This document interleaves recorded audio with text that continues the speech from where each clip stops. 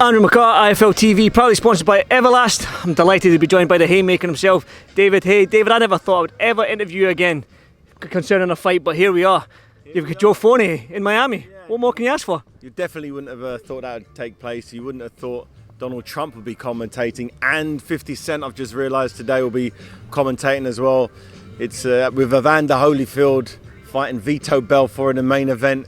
Anderson Silva the Spider and the Huntington Beach Boy Vito Belfort. It's crazy. It's a crazy world we live in. But here we are. Crazy world. I spoke to you in the lift elevator going up just there, and I said when I was sitting there looking at that press conference and I had David Haye next to Evander Holyfield, next to Anderson Silva, Tito Ortiz, Vito Belfort. I was like Joe Fournier as well, just in the mix. I was like, what the fuck is going on, man? It must be surreal for you as well, is it? It was. I was looking around, just thinking, guys, this is nuts. You got Vences, obviously, and O'Carroll's going to be, John O'Carroll's going to really have to step it up and do something special here. The energy between these two young fighters as well was nice. You had all the old guys at the back watching the young lions going at it. It was really nice to see, because all of us we were super cool. We've all been here a million times. But you had the young bucks all wanting to fight for those world titles. It was really nice to see. It was nice to have a mix of the energy. Someone like Evander Holyfield, 226 pounds. He looked amazing. 58, he looked absolutely amazing. Vito Belfort as well, the phenom himself. I've watched these guys for so many years. And they're mixing it all up. It's a crazy world, but it's fun to be part of it. Definitely. Let's go to your fight with Joe Fournier. Now, it's no secret that you're good friends with Joe. He was talking a good game at the press conference. Yeah. He was talking a good game at the weigh-in. One round knockout, apparently. 1 round knockout he's going for. Do you believe him? He sounds. He's telling anyone who listen, you get 101. He's his business expert, and he's telling everyone, if you want 100 extra money, bet on him on the first round. I'm like, dude, I'm going to be in the other corner. You really think? He said, yeah, I can. He thinks the pressure's going to make something snap. I disagree with him. There's only one way to find out, and you're going to find out later on tonight. What I took away from that press conference about Joe has never had the taste of blood in his mouth when he's broke his nose and he can't breathe. He's got blood dripping in his eye from a nasty cut. He's not had the pains in his hands for going the distance and stuff like that. I mean, are you going to take him to them deep waters? I am. I'm going to take him to. I'm going to purposely take him to them deep waters. I'm going to, as I said, I'm going to slow cook him. It's like when you're in the sauna, someone who's never really been in a sauna. And who can stay there the longest? Now I'm going to turn up the heat on him, and I know what it's like. I remember the first real humbling I took. I was a young kid, even as a professional against Carl Thompson. I was 24 years old, and I thought because I had a long string of 10 fights unbeaten, 10 knockouts. I was supposed to beat all those guys. I was supposed to knock out those guys, but the first guy that was like, I'm not listening to the script. I'm going to really come back at you here. I'm going to test your heart. He tested my heart. But my heart was okay. My fitness wasn't. My conditioning wasn't. The preparation prior to the fight wasn't as it should have been. But I found out in a very painful way, and I think it's going to be the same situation for Joe Fournier tonight.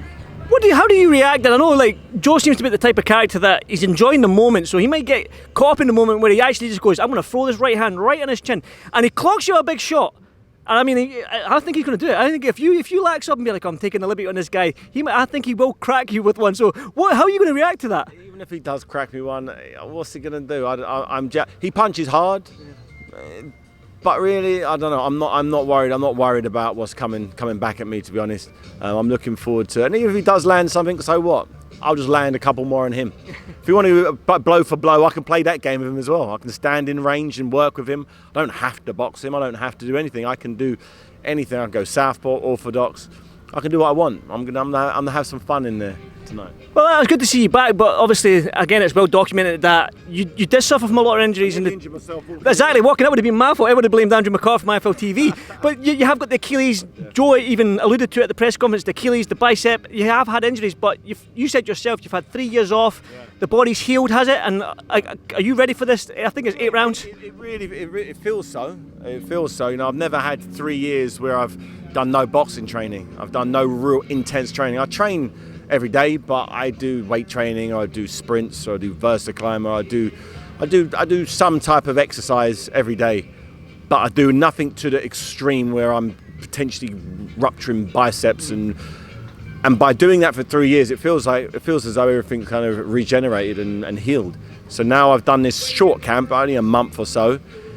I've got through this month doing stuff that would usually take me 8 weeks, 9 weeks, and I don't know. It doesn't feel like I've got old.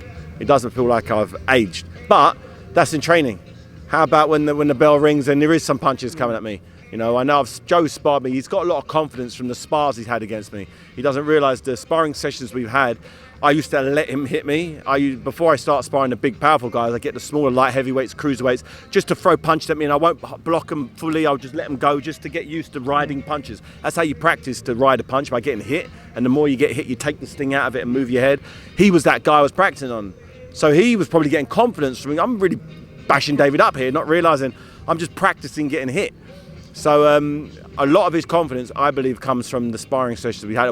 One time he bloodied my nose. Big whoop-de-doo, honestly. But that's that. He takes confidence from that, and a lot of that confidence is going to get punched out of him real quick. How this whole fight came about with you and him in Mykonos, just chilling in his villa. I mean, again, in his villa, it was out in a bar, and there was a girl who asked who could win in the fight. She didn't know anything about boxing, clearly, by asking such a silly question. So I said it'd be a draw. He said, no, don't be stupid. I'd knock you out today. I thought he was joking, but he wasn't. So I said, okay, let's come down to my gym and we'll work it out. And he's like, no, if I'm going to fight you and beat you, I'm going to do it so everyone can see. So here we are. Here we are in Florida. Florida, man. My bald head is on fire, David, but I'm enjoying it. Did you see the comments from Eddie Hearn that you and Joe have pulled off a coup here in terms of just getting a bag of money and disappearing because you're good mates? I mean, what do you say to that? Can us as fans, can we expect like an old David Haye performance in terms of you going in and throwing them that you are known as the haymaker? Yeah. So will you be throwing some haymakers? I'll be throwing some haymakers. Don't worry about that. You'll see a more mature 40-year-old haymaker which you haven't seen before. So I'm looking to do something different. I'm looking at doing something different tonight because I don't have a Tony Bellew in front of me, or a Klitschko, or a big name world champion. I can relax a little bit more. I can do other things. I can enjoy it a little bit more. Normally it's like I'm in the fight, I've got a crowd, I've got an injury that I need to get the fight over with before something snaps. I don't feel like that now. I don't feel like I have to rush anything. So I'm going to do something. I'm going to be a little bit different. I'm going to go out there. I'm going to have some fun. What do you make of Eddie's comments then? Do you think it's just Eddie being Eddie, or do you think he actually means it? Yeah, he probably means it. Yeah, he knows whenever I do something, it's a big event. There's money on the table. I don't do anything just for the sake of doing it. I'm doing something because it's big, and this is big. This is something. It kind of happened in a very strange way, but here we are. You've got Donald Trump. I've got Secret Service needs all of the information of all of my corner team to go there, and it's a whole situation with Donald Trump being ringside to do the commentary. I've never known anything like it. But this is it. It's a big event, and here I am in a big event with Evander Holyfield head. It's just crazy. Sorry about that, David. Changed location. Got too much for everyone. Exactly. But we're here. We had to sit in some shade because my bald head was on fire. You were sweating. The camera overheated. So this Miami sun is no joke. I think we're talking about Donald Trump and the Secret Service needing all your information and stuff like that. It's mental. I've had some tight shows before, but I've never known everybody to have to be screened by the Secret Service. Obviously, Donald Trump is ringside doing a commentary with his son and 50 Cent, as you do, and it's nuts. You got Holyfield, you got so many big names, and Donald Trump thinks taking half the tickets. So it's great. It's good fun. It's new. It's different, and it's nice to be part of a big fight. It sounded crazy when it was first presented to me, But since I'm out here, my fight against Joe doesn't seem that crazy when you see what else is going on. I do want to ask you this question then. When you became cruiserweight, undisputed cruiserweight world champion and stuff like that, but like, and Evander Holyfield was in your division, like, you obviously looked up to Evander, I'd imagine, growing up and stuff like that. Did you ever imagine in your wildest dreams that you'd be on his fighting on his undercard at some stage in your career? No, definitely not. I knew he stays in shape. I knew that there was talk of him fighting Mike Tyson on Triller. I knew that, but I never thought that I'd be sort of fighting on one of those events. But here I am. I'm enjoying it. It's the hype's been insane. I've never seen so much social media hysteria. It's a very, very big event, and it's fun. It's fun to be part. It's very different than your traditional boxing show, but they've got music acts. They've got so much stuff going on that doesn't ordinarily happen. But I think people are going to enjoy it when they tune in. Definitely. Back to you then, David. I think I saw somewhere, or read somewhere that you said you get through this fight, there's another big fight on the line for you. I mean, this fight is sanctioned as a professional fight. It's not an exhibition fight between you and Joe. This is going to go on your record as a professional fight, I believe. Is there another fight in the horizon if you get through this one for yourself? One thing I'm not going to do is start looking ahead. I did that possibly too much in my career. I just need to make sure I can get through this with Joe Fournier in one piece. Once I've got through it, then I could possibly see how I felt. Did I do what I wanted to do? And if I didn't, then maybe not. And if I did, then I'll have a think about it. But I can't think about anything past Saturday, to be honest. This was literally just a case of me having to shut one of my friends up, and it's escalated into this mega event. But I'll make some decisions about exactly what I'm going to do. I feel good, but it's feeling good in the ring. I felt great before Tony Bellew. During the fight, I didn't feel that good in either of them. So how I feel in training isn't always a reflection of how I feel in the ring. And as a result of that, I won't be making any future plans just yet. I remember. I don't know if you remember, but you were up in Edinburgh one time at the Meadowbank Arena, where I think with Carl Frampton and Josh Taylor were up there, and you had that boot. It was after the Tony Bellew fight, and you showed me a picture of a clean Achilles, and you showed me what your Achilles was like. I mean, that was horrific inside of your thing. But is it all right now? Can you run on it and can do that stuff? I can run and do all the things I couldn't do a while ago, but it's been 4 years since it happened. I was straight back after an injury. I was back in training. Literally the first day I could walk, I'm training. I'm doing stuff, working every other part of me in the moment I can.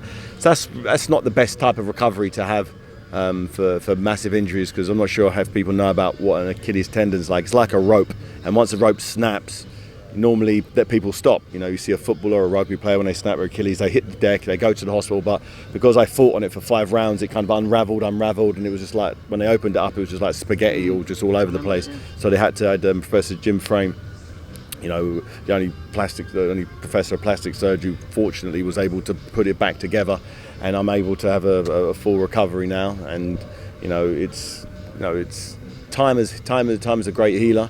And I've been able to not smash my legs to the point where they snap. So I've done all the rehabilitation with it, and I feel good. Hopefully, the fight reflects that. Good stuff. I want to get your thoughts on Anthony Joshua. He kind of sat on the fence when Coogan interviewed him yesterday about your fight and stuff like that. What do you make of that? Surely you're the favourite here. I'm the favourite, but people obviously, I was the favourite for the Tony Bellew fights. And how did that turn out for me?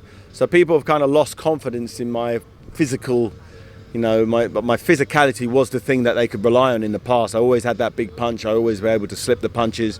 But once you can't push off your back leg because you snapped your Achilles tendon, and your reflexes that once were like a cat and now not really like a cow, getting donked in the face, it changes things. So I understand why people might not be as confident as they would ordinarily be versus me, and someone who's never done anything other than become WBA international champion, ranked number 10 is his biggest accolade in boxing. That shouldn't be a reason to bet against me, but people aren't betting against me, they're betting against the body, sort of thing. So I understand. Good way to look at it.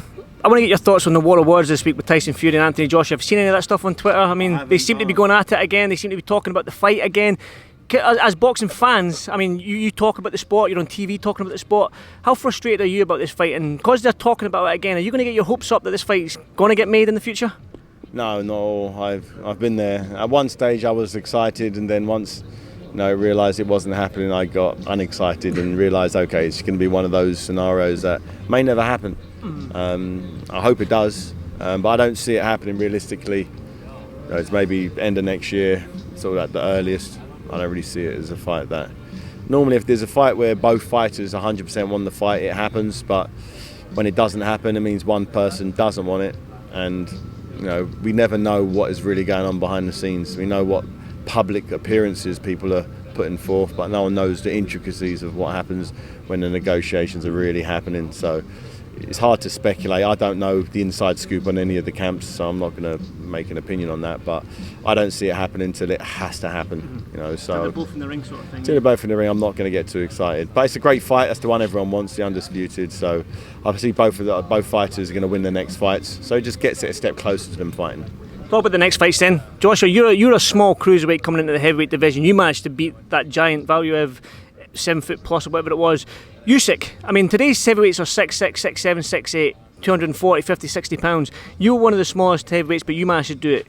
Usyk's got a tough task on his hands against Joshua. Do you believe that Usyk can do it against somebody like him?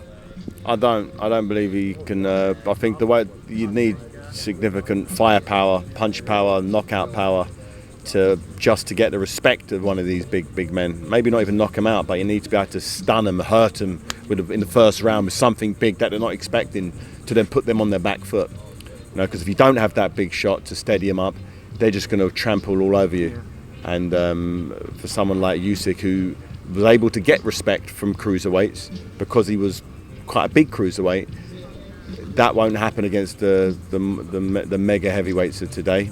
So I don't see how he's going to keep someone like Anthony Joshua off of him. He's got slick skills, but it looks as though he's put on a lot of weight. He looks like he's tried to become a heavyweight himself, and I couldn't disagree with that tactic. His skills, his ability is as a cruiserweight. So the closer to cruiserweight, the better his chances will be. Trying to bulk up to soak the punches up, I don't see that as the right. It wouldn't work for me. So maybe he's different. Maybe he gets more power from bulking up, but it doesn't normally work that way. So I can't see any other way than Anthony Joshua, spectacular knockout. Wow. Well, a couple more questions then. I want to, obviously, Tyson Fury, you know him well. Deontay Wilder, I think you were there in Fury Wilder, but yeah, for a second fight, demolition job. Can he do it again? Of course he can, yeah. The way he did it the second time, if he'd asked me on the night, can Wilder beat Fury, I would have said, you just saw exactly what would happen there. Was that Wilder's worst night ever? Was that Fury's best night ever? Are they both going to do the same thing again? Unknown, but he won by such a margin that I'm not sure what Wilder can do with Malik Scott in his corner. And Malik's a very knowledgeable guy. He understands Wilder, he understands boxing, but Fury just may have the number of Deontay Wilder. It looked like he's got his number, so unless Wilder does something significantly different than he's ever done before, I see it going the same way. Finally, final word on your fight with Joe Fournier then. I mean, Evander Holier's 58, you're in your 40s, I think. Yeah. Would you carry on fighting until you're 58? I feel good. I feel good. A lot of people said that I look quite fresh for my age. A lot of fighters. Me? I said that as well. Yeah, I've heard it a bit. I got my secret weapon. You see, zoom in and take. Skinhead London moisturiser. Skinhead London. That's it.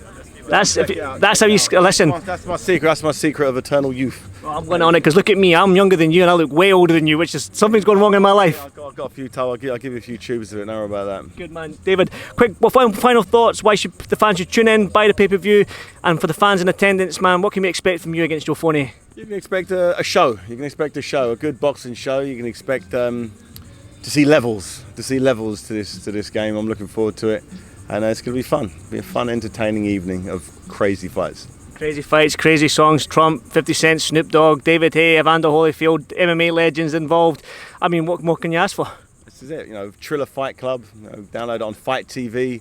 Check it out tonight. It's going to be fun. Definitely. David, as always, it's a pleasure to speak to you. Thank you so much for your time. And I'm going to get out this sun, and because honestly, I'm too Scottish for this heat, man, so I'm gone. Thank you so much for doing this for FO TV, and good luck tonight, man. Thanks a lot, man.